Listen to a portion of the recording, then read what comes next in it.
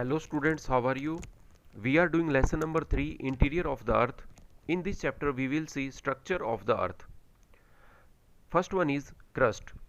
It is the outermost solid part of the Earth. अब crust जो है वो अर्थ का सबसे outermost और solid part है. It is brittle in nature. The thickness of the crust varies under the oceanic and continental areas. अब अगर ये देखा जाए कि जो क्रस्ट है उसकी थिकनेस ओशियनिक एरिया और कॉन्टिनेंटल एरिया में वेरी करती है. Oceanic crust is thinner as compare to the continental crust. अब जो ओशियनिक पार्ट है क्रस्ट का वो जो है वो थोड़ी सी ज़्यादा थिनर होती है compare to continental crust. The continental crust is thicker in the area of the mountain system. The type of rocks found in the oceanic crust is basalt. अब अगर ये देखें कि क्रस्ट जो है वो किस तरीके की रॉक्स से मिलके बनती है तो उसमें अगर अपने ये देखें तो उसमें बेसाल्ट टाइप की रॉक्स जो है वो ज़्यादा होती है. The mean density of material in oceanic crust is 2.7 ग्राम पर सेंटीमीटर क्यूबिक सेंटीमीटर.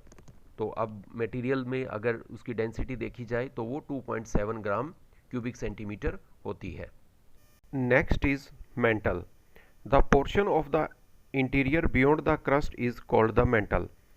अब अगर ये देखें कि क्रस्ट के जो नीचे वाला जो पार्ट है उसको मेंटल बोला जाता है. It extends from Moho's discontinuity to a depth of 2900 kilometre. अब मेंटल जो है वो मोहो डिसकंटिन्यूटी से 2900 किलोमीटर की डेप्थ तक मेंटल जो है वो होता है. The upper portion of the mental is called asthenosphere. Mental का जो अपर पार्ट है उसको एस्थेनोस्फीयर बोला जाता है. It is the main source of magma that finds it's way to the surface during volcanic eruption. Magma chamber में magma जो है वो एस्थेनोस्फीयर में होता है और वहीं से ही वो जब वॉल्केनो इरप्ट होते हैं तो वहीं से वो मैग्मा अर्थ सरफेस के ऊपर निकलता है. The crust and the uppermost part of the mantle are called lithosphere. अब क्रस्ट का अपर पार्ट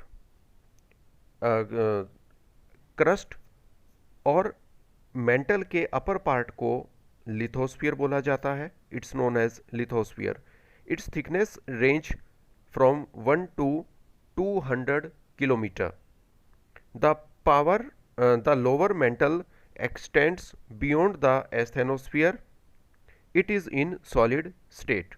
अब जो मेंटल का जो लोअर पार्ट है वो एस्थेनोस्फीयर के नीचे होता है और वो सॉलिड स्टेट में होता है.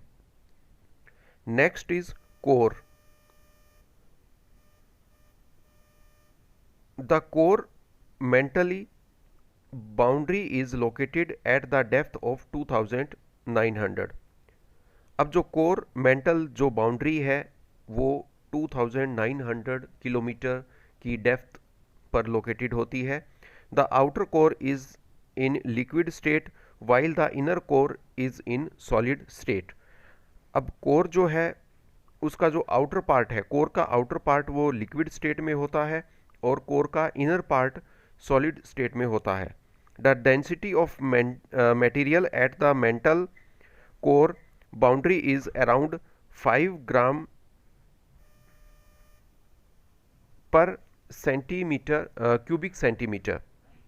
The core is made up of very heavy material mostly constituted by nickel and iron. Core का जो मटेरियल है वो बहुत हैवी होता है, वो निकल और आयरन से मिलके बना होता है. It is sometimes referred to as the nife layer. Generally इसको निफे लेयर भी बोला जाता है. Next, volcanoes and volcanic landforms. A volcano is a place where gases, ashes and molten rocks material lava escaped to the ground। Volcano जो है एक ऐसा place है जहाँ पर गैसेस, ऐश और मॉल्टन रॉक मटेरियल जो है वो लावा की फॉर्म में अर्थ सरफेस के ऊपर आता है। A volcano is called an active volcano if the material mentioned are being released or have been released out in the recent past। Active volcano उसे बोला जाता है जो या तो रिसेंट पास्ट में इरप्ट हुआ हो या जो अभी प्रेजेंट में जिसमें इरप्शन हो रहा हो। Volcanoes are classified on the basis of nature of eruption and from development in the surface. Volcano को अगर अपने क्लासिफिकेशन देखें तो उसके टू बेसिस होते हैं। फर्स्ट वन इज नेचर के बेस पे कि किस तरीके का इरप्शन का जो नेचर है, और सेकंड जो है डेवलप्ड एट द सरफेस कि वो उन दो बेसिस के ऊपर में इसको क्लासिफाई किया जाता है। Now types of volcanoes. First one is shield volcanoes bearing the basalt flows। the shield volcanoes are the largest of all the volcanoes on the earth। अब जो सील्ड वॉल्केनो है उसमें बेसाल्ट फ्लो होता है, और पूरे वर्ल्ड में जितने भी वॉल्केनो इरप्ट होते हैं उनमें अगर सबसे ज़्यादा परसेंटेज देखा जाए तो वो शील्ड वॉल्केनो की कैटेगरी में आते हैं। The Hawaii volcanoes are the most famous example. अब जो हवाई का वॉल्केनो है वो एक शील्ड वॉल्केनो का बेस्ट एग्जाम्पल है। These volcanoes are mostly made up of basalt, a type of lava that is very liquid when erupted. अब जो शील्ड वॉल्केनो है उसमें मोस्टली जो है वो बेसाल्ट की फॉर्म में जो है लावा उसमें इरप्ट होता है, और वो बहुत ही लिक्विड फॉर्म में होता है। They become explosive if somehow water gets into the vent, otherwise they are characterized by low explosivity। अब अगर क्रेटर अगर वेंट में वाटर अगर चला जाता है तो उस टाइम में जो वॉल्केनो इरप्ट होगा उस टाइम में वो बहुत एक्सप्लोजिव हो जाएगा, बहुत उसमें एक्सप्लोजन हमें देखने को मिलते हैं। Composite volcanoes. These volcanoes are characterized by eruptions of cooler and more viscous lavas than basalt। These volcanoes often result in explosive eruptions। So अगर ये देखें कंपोजिट वॉल्केनोज जो होते हैं ये इनमें जो इरप्शन जो मटेरियल निकलता है, लावा जो निकलता है वो कंपेरेटिवली कूलर होता है, और एक्सप्लोजिव इरप्शन जो है जनरली कंपोजिट वॉल्केनोज में होता है। The Deccan trap from India presently covering most of the Maharashtra plateaus are a much larger flood basalt provenances. So इसका एग्जांपल हमें जनरली डेक्कन ट्रैप में जो जनरली अभी महाराष्ट्र में जो आता है वहाँ पर इसका एग्जांपल देखने को मिल सकता है। Next is mid-ocean ridge volcanoes। These volcanoes occurs in the oceanic areas। अब जो मिड ओशियनिक रिज वॉल्केनोज जो होते हैं ये जनरली आपके जो ओशियनिक एरिया है वहीं पर ये जनरली होते हैं। There is a system of mid ocean ridge more than 70,000 kilometre long that stretches through all the ocean basins. Mid oceanic ridge जो होता है ये जनरली 70,000 किलोमीटर लॉन्ग तक ये स्ट्रेच कर जाते हैं और ये ओशियनिक बेसिन में होते हैं। The central portion of this ridge experience frequent eruptions. अब जो मिड ओशियनिक रिज का जो सेंट्रल पोर्शन होता है यहाँ पर जनरली बहुत फ्रिक्वेंटली जो है वो इरप्शंस होते रहते हैं। Next is caldera.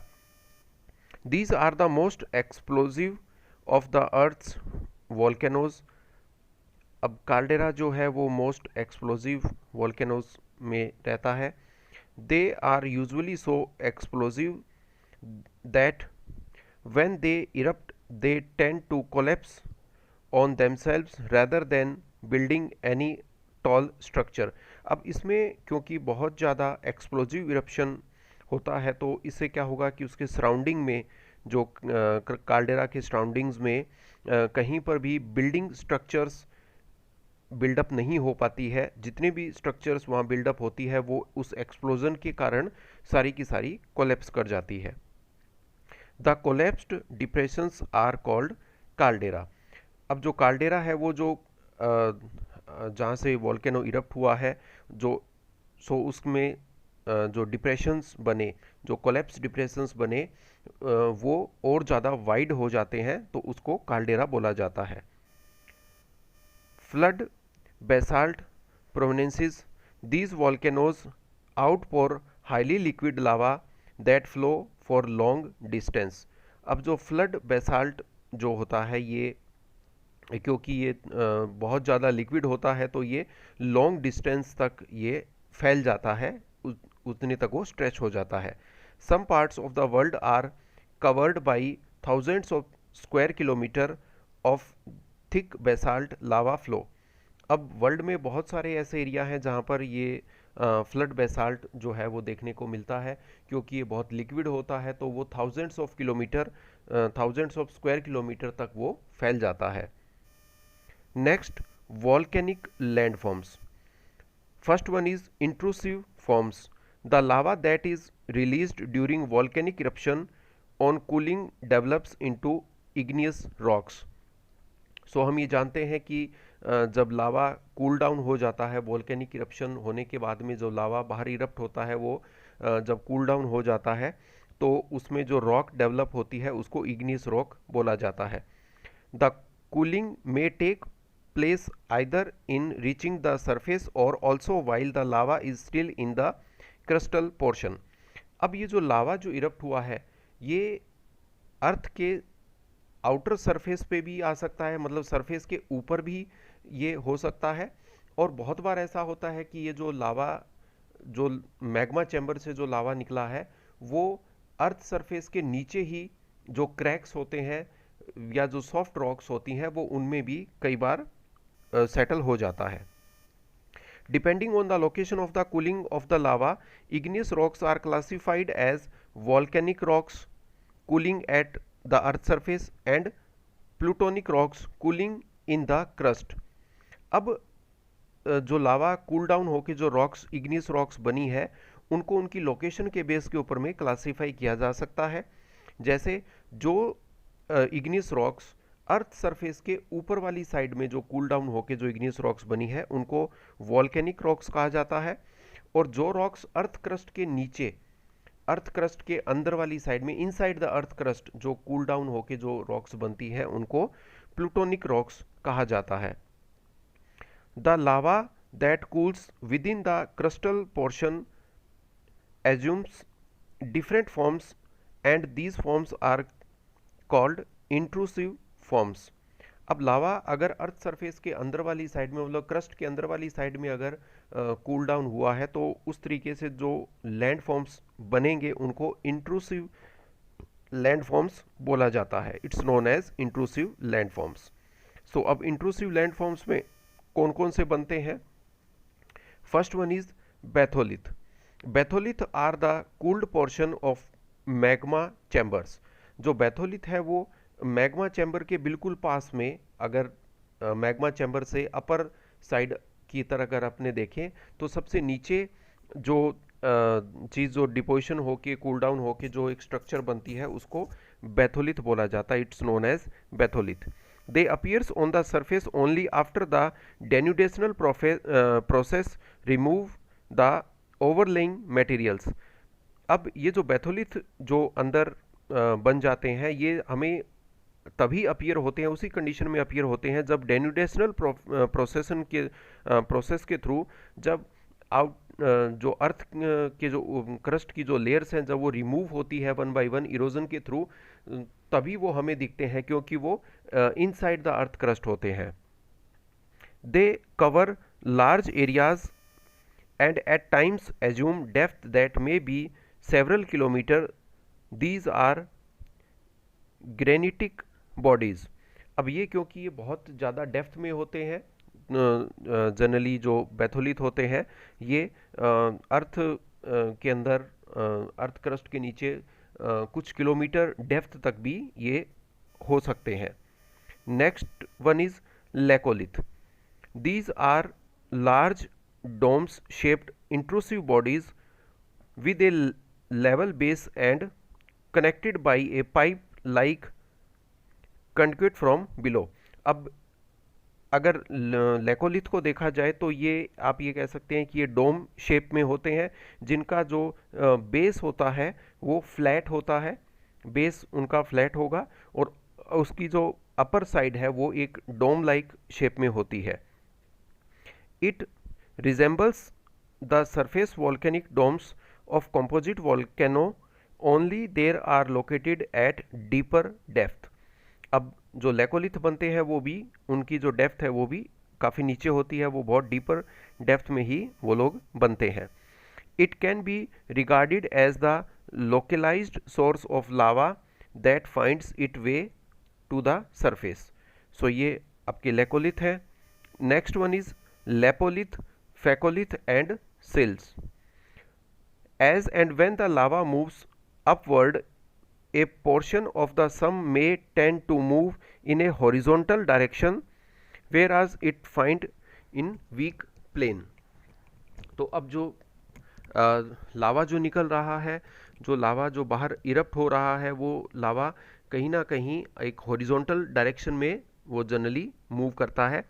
इट में get listed in the different forms in case in develop into the saucer shape concave to the sky body, it's called lapolith.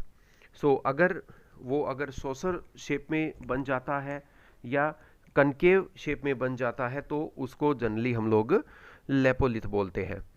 The very mass of intrusive rocks at time is found at the base of synclines or the top of the anticlines in folded igneous countries.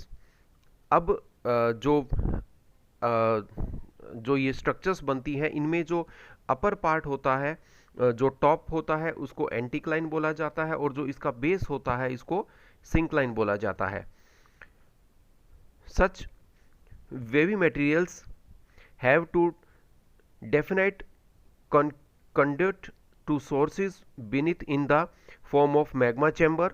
They are called the phacolith.